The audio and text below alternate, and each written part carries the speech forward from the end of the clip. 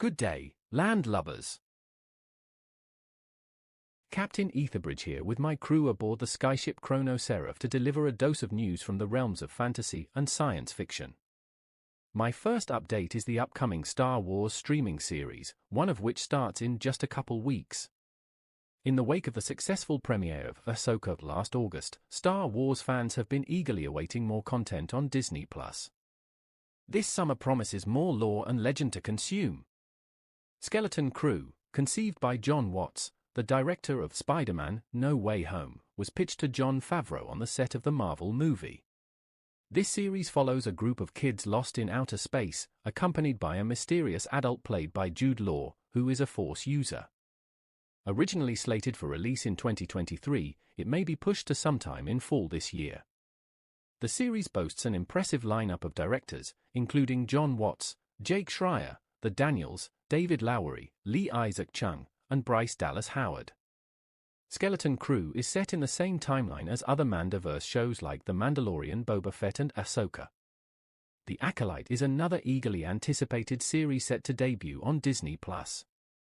Created by Leslie Headland, the series emerged from a pitch described as Frozen meets Kill Bill. It is set a century before the events of A Star Wars: The Phantom Menace, during a time of peace in the High Republic era. The series focuses on the dark side of the Star Wars universe, exploring themes through a mystery thriller lens with Rashomon-like storytelling that presents different perspectives on the same events. Amadla Stenberg stars as a mysterious character who appears to be hunting Jedi.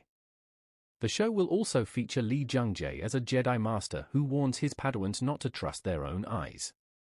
The conflict between Stenberg's and Jung-jae's characters promises to provide dual perspectives, allowing viewers to see the story from multiple angles. The term The Acolyte refers to a position below the Sith apprentice in the expanded universe, and this series is set to be the first Star Wars series to focus on the bad guys and feature a significant number of Jedi. Leslie Headland's journey to creating The Acolyte began with her work on FX's cult classic series Terriers, and her first produced TV script, Manifest Destiny, directed by Rian Johnson. Inspired by Johnson's work and demeanor, Headland brings a unique vision to the Star Wars universe. The first 2 episodes of The Acolyte, directed by Headland, are set to premiere on June 4, 2024. Now for some Marvel Universe news. Los Angeles, California, the Marvel Cinematic Universe, MCU, is hitting the reset button. In a bid to address recent challenges, Disney CEO Bob Iger announced a major shift in strategy. The MCU dominated the box office for years, culminating in the massive success of Avengers: Endgame. However, legal issues, actor departures, and a sense of superhero fatigue have led to a course correction. Disney is now scaling back the number of MCU projects. Gone are the days of multiple movies and TV shows flooding theaters and streaming services every year. Instead, fans can expect just 2 or 3 MCU films and shows per year, with a renewed emphasis on quality storytelling. This strategic change comes after the Marvels underperformed at the box office, raising concerns about audience saturation. But for upcoming projects like the Fantastic Four, the pressure is on. Paul Walter Hauser, recently cast in the film, acknowledges this pressure but remains confident in the teen's talent. While details of the revamped MCU remain under wraps, Disney's directive is clear: deliver exceptional content that resonates with fans. Although fewer projects are on the horizon, Marvel fans can look forward to a more focused and hopefully even more impressive MCU experience. With this announcement, we are now wondering what the plans are for the previously planned phase such as Captain America, Brave New World, Fantastic Four, Blade, Thunderbolts, which were all slated for 2025 releases. Then there was the plan for Avengers: Secret Wars fin 2026 or 2027. Known series that may now be in limbo: Agatha, all along this fall, and Daredevil and Ironheart for next year. I hope those series continue as planned. I have really been looking forward to them, especially seeing Charlie Cox put on the horns again.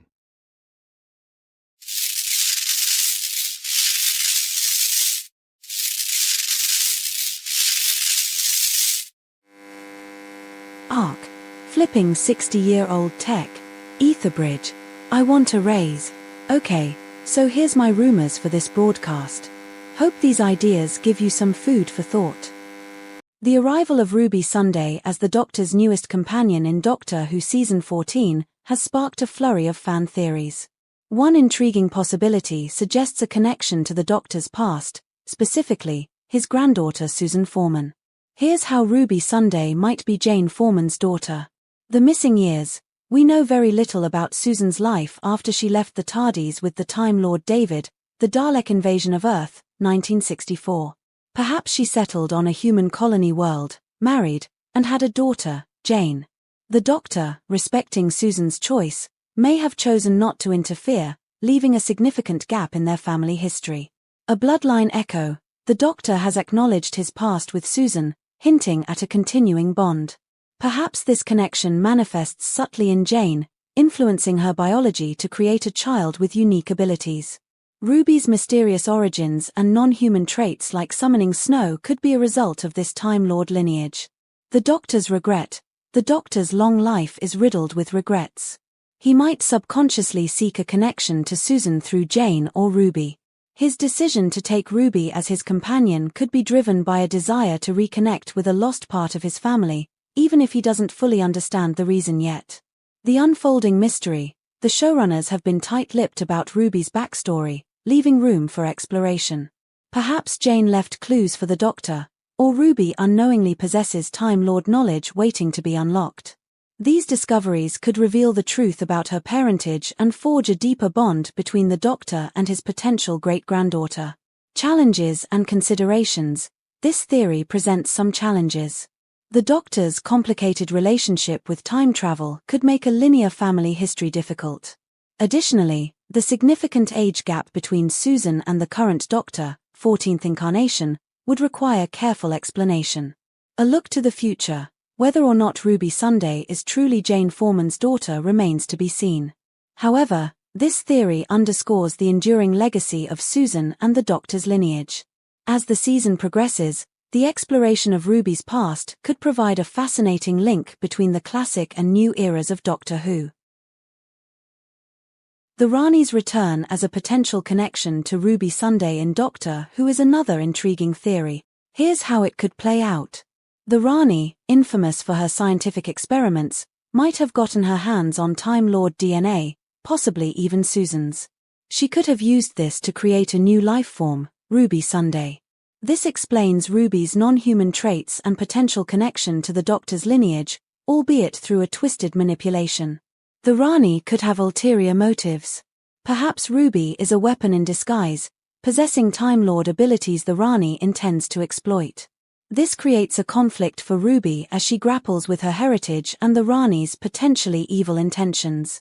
The Rani might have stolen a young Ruby from Susan or Jane, erasing their memories. This adds another layer of mystery to Ruby's search for her origins. The Doctor, uncovering this truth, could be forced to confront the Rani and protect his possible descendant. Doctor Who thrives on time travel complexities. Perhaps Ruby is somehow connected to the Rani across the timeline, a future descendant, a genetic echo, or even a manifestation of the Rani herself in a new form.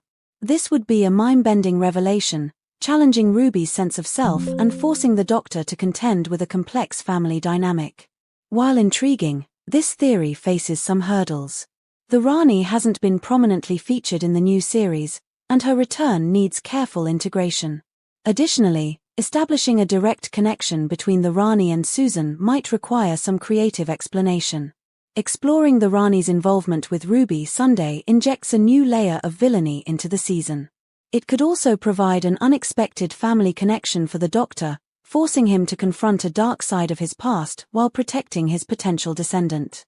The other big mystery this season is the question of who the one who waits is.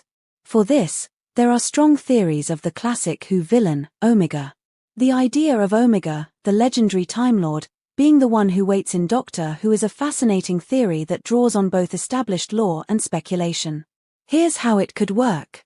In classic Doctor Who, Omega, a brilliant but reckless scientist, was presumed dead after an experiment gone wrong.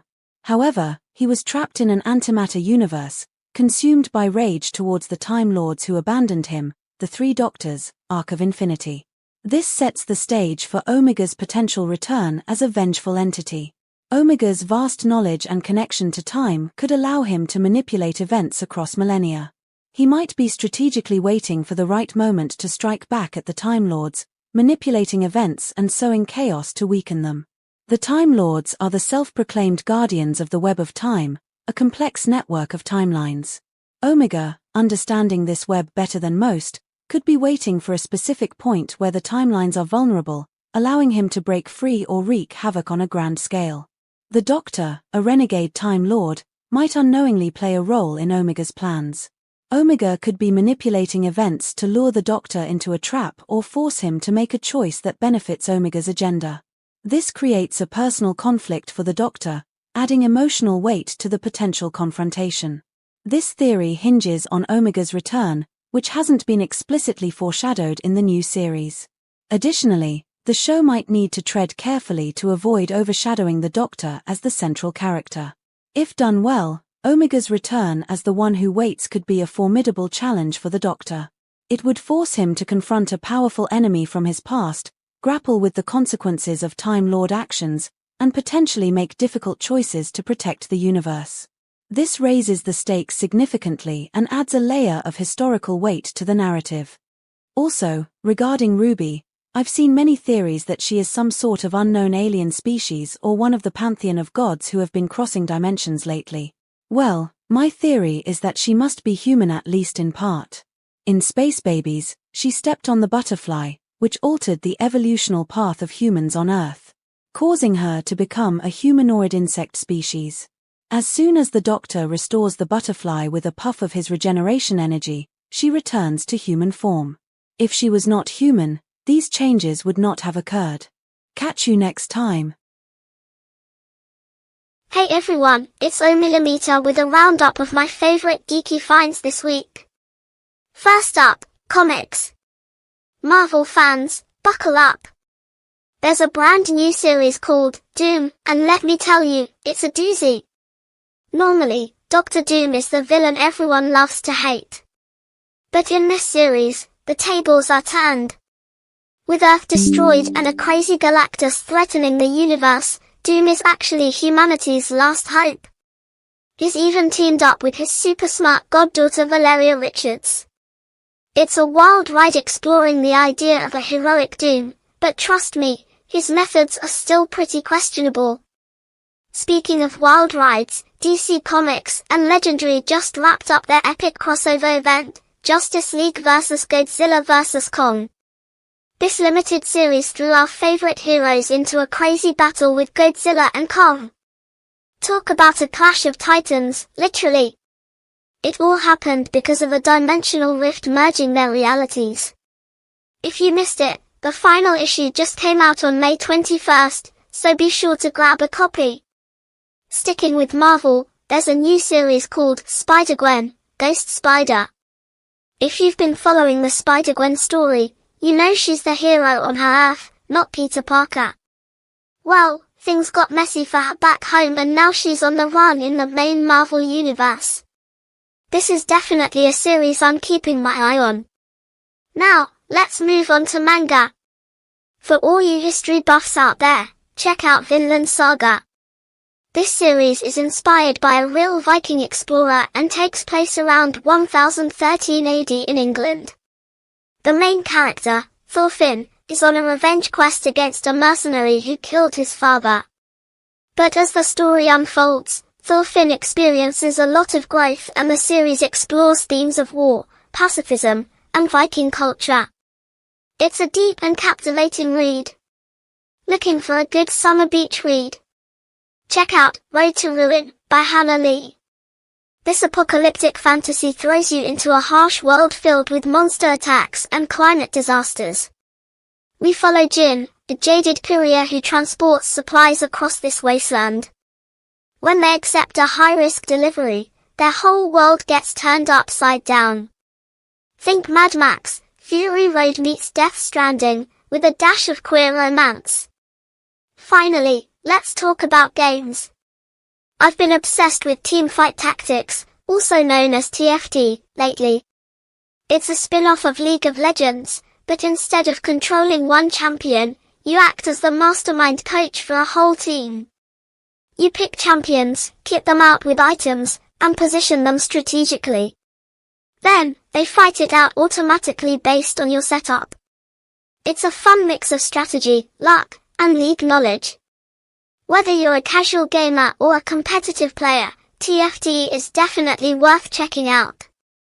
Oh, Cap is buzzing in, time to let him do his thing. That's all for this week, folks. Let me know in the comments what geeky stuff you've been into lately. Bye.